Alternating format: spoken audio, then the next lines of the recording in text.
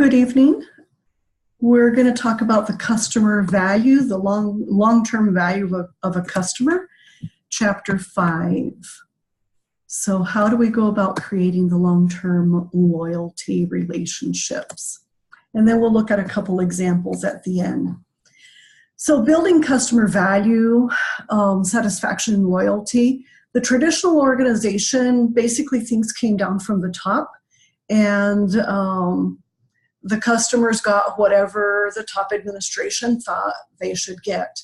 Today we have a more customer-oriented organizational chart where we are constantly collecting information from the organization, through the organization of the customers, and working through that. Now I'm going to share my screen with you, and we can look at the slides together.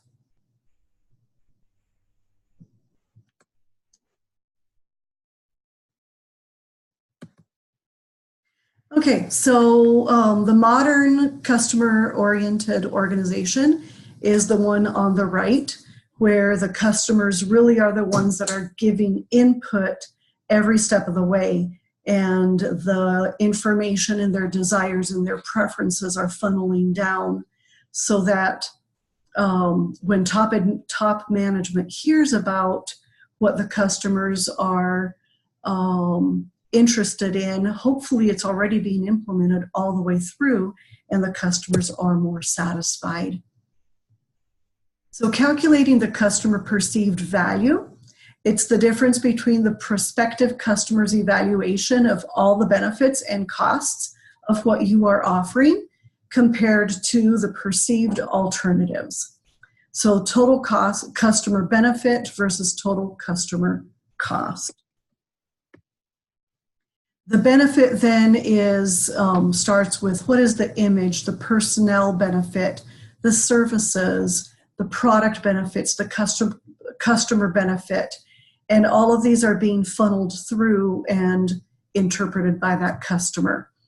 And then the costs are psychological costs, energy, time, monetary costs, even whether your product is better than, it is producing better than a competitor's, but is viewed psychologically to be worse, the customer will interpret your product as being less quality. So understanding how the customer values your products and your services is extremely important. And here are some steps. So first, you identify the major attributes and benefits that the customers value.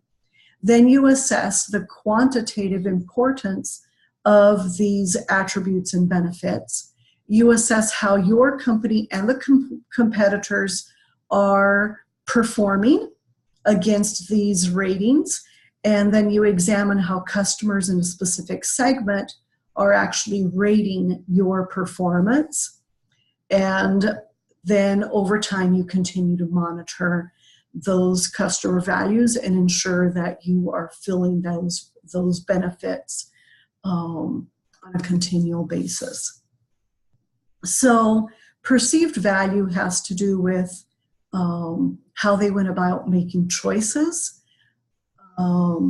If they perceive that we are delivering high customer value, and then their loyalty follows if your organization is performing above other organizations. So total customer satisfaction is the person's feelings of pleasure or feelings of disappointment that result when they compare your product to another product. And this is something that we need to monitor consistently to ensure that we are keeping up with the market, even if customers change their opinions over time. We need to be on top of it. So companies will send out periodic surveys. They will look at customer loss rate. They will send out mystery shoppers. Or they may look at different organizations that are doing satisfaction ratings, and getting information from third parties. So how do they evaluate product and service quality? The customer is looking at quality in the totality of features and characteristics that you are offering, and those features and benefits and how they satisfy the customer's need. Then they're also looking at conformance quality versus performance quality and the impact that quality has on your choices. So customer profitability analysis is an activity-based costing that looks at the customer's profitability over time if they remain loyal to your organization because you are constantly fulfilling their wants and the needs that they have. Then we start looking at what is the maximum customer lifetime value. Whether they stay with us or they go to a competitor, how much would they spend in a lifetime on your type of product or service? So there are a number of ways of calculating this. This illustrates a number of products versus a number of customers, and then some of the things that that the product's features are, how they're being promoted or how they are being perceived. So for example, product 1 is highly profitable product, and the customer sees it as high profit. The customer is high profit, or mixed bag, or you're losing customers. You're not losing, you're still gaining. So product 1 remains a highly profitable product. You could have another product that is profitable simply because the high profit customer is loyal. But then if you look at product 3, an unprofitable product is not being purchased and by your top clients or customers, and it could be that they become highly unprofitable and you have a bleeding out of your customer base.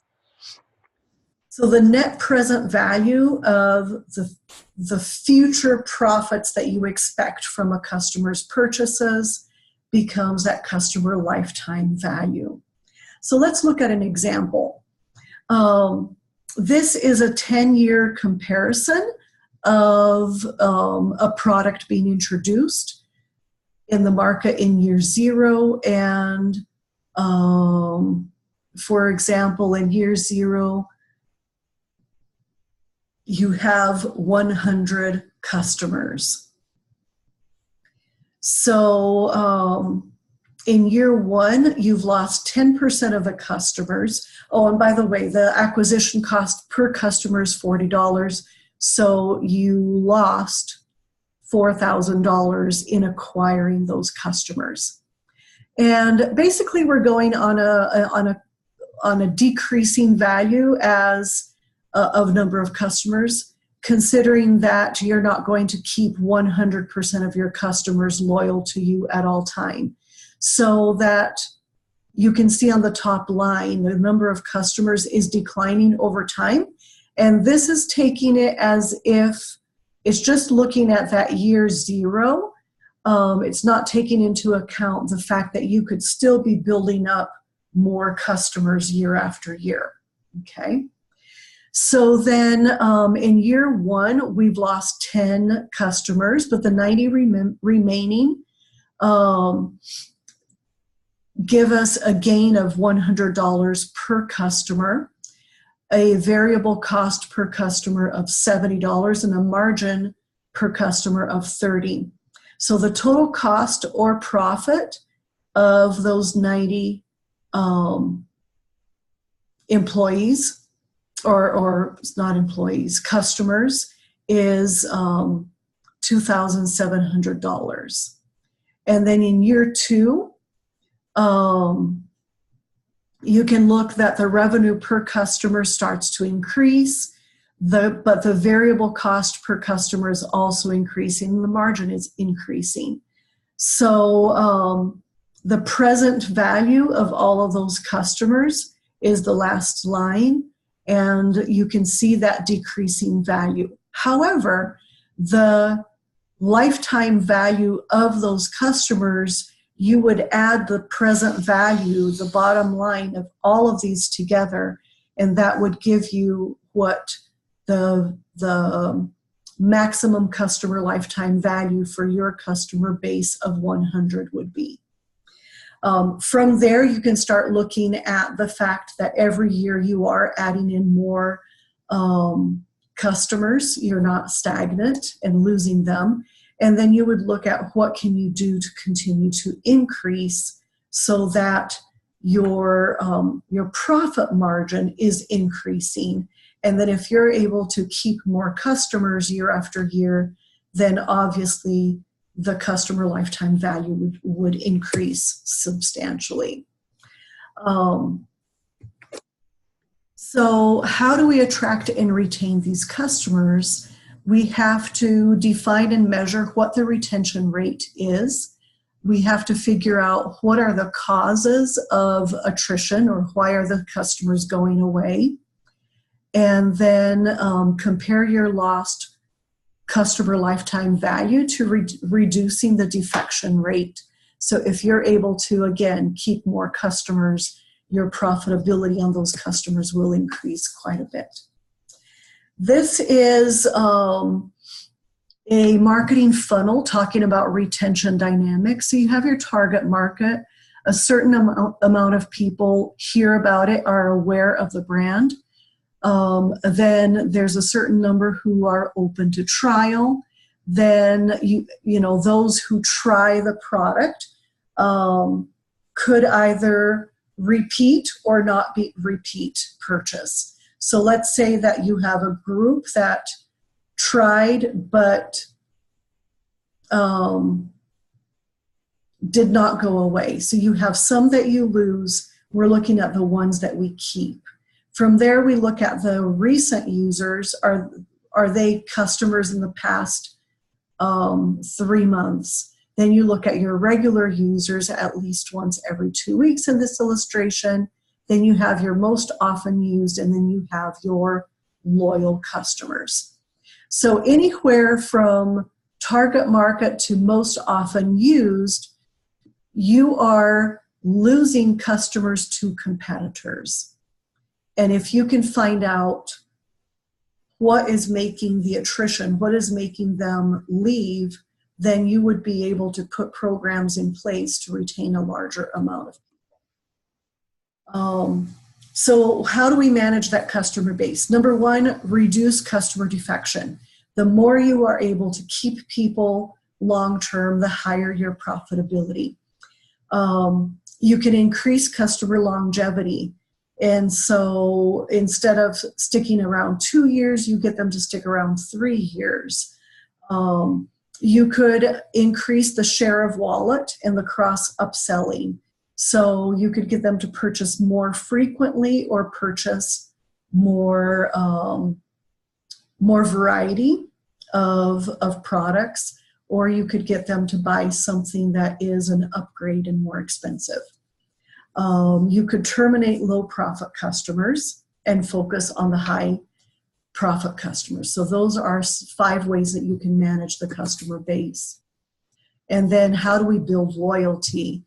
We build loyalty when we interact closely with the customers, when we develop loyalty programs that they enjoy, when we create institutional ties that make them identify with us and invest in us, and they become part of the fabric of the organization. So there are a lot of software and databases out there that are customer relationship management software, and these are databases that you can collect information on your customers and help build a long-term relationship. You would be looking at the touch points. You would look at how can you maximize loyalty. And then you would be able to track in this database the frequency of their purchases or any complaints or whether they rate you up or down, etc. And one such example today is the personalization that we're getting through electronics and through more smart products. And this is a good illustration where you go into a store and you're going to buy a drink and you can mix and match the drinks, or you can, you have a wide selection right there in front of you. So you can personalize, you can give permission, get permission from them on your marketing. You can empower your customer. You can help them give recommendations and reviews, and then you can deal immediately with customer complaints. So this covers the basics of that customer lifetime loyalty. I wanted to show you a couple other examples. I'm going to show you a grocery store example and then an example from Starbucks. So in this scenario, a grocery store, this is a little example that my students worked out in class last year.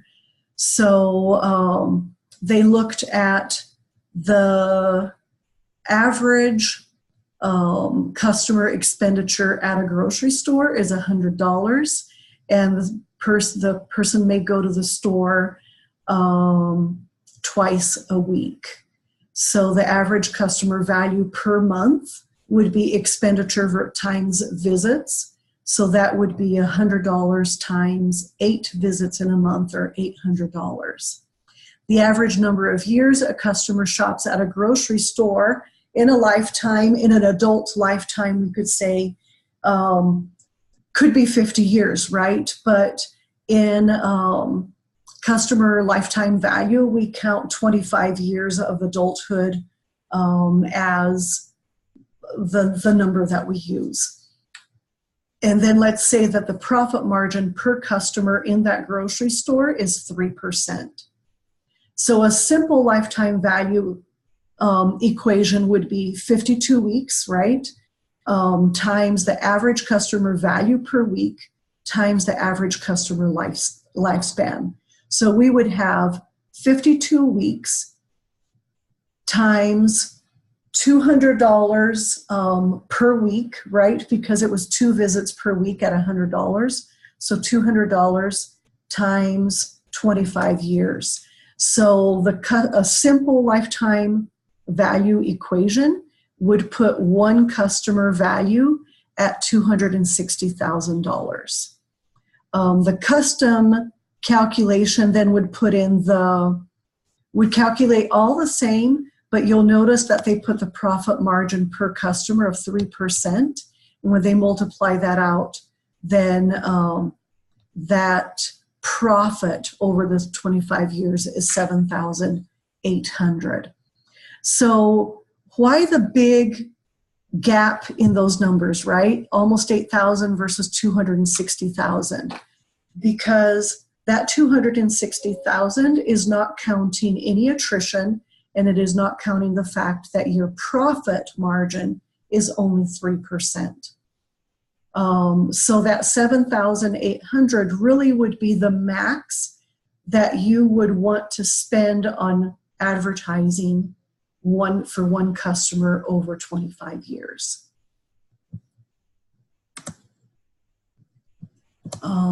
Let me pull up then the example of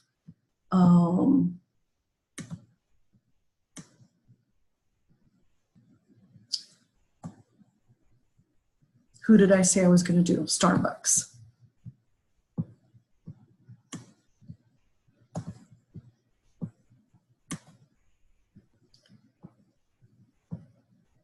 Okay, I need to figure out how to share this again. It's covering my button. Can't share screen. So this is a calculation that was done for Starbucks.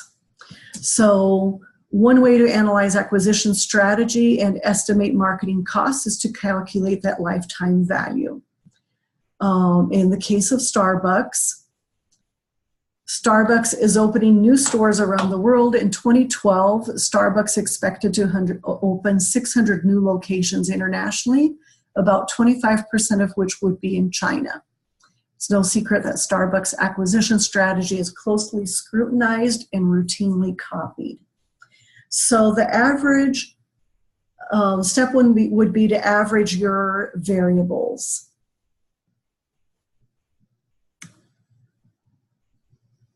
And I think I increased it too much. There we go. So customer one spends, this would be the average across 5 customers in US dollars for one visit. So customer one spent $3.50, customer two spent $8.50, then we have $5, then $6.50, and $6. So the average across 5 customers is $5.90. So then the number of visits per week, or the purchase cycle, we again look at how many times a week each one comes through, and that average was 4.2 times per week.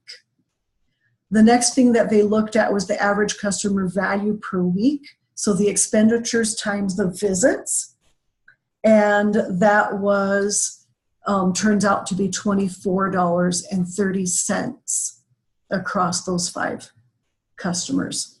Then step 2, we would look at the average customer lifespan, which Starbucks considers 20 years, customer retention rate, and Starbucks is reporting a 75% retention and a profit margin per customer of 21.3%.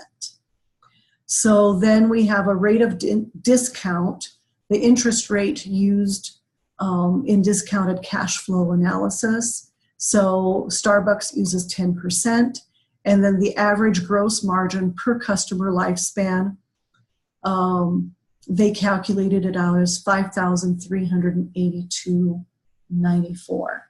So different ways to calculate. We have a simple lifetime equation, 52 weeks times the average amount spent in a week times 20 years.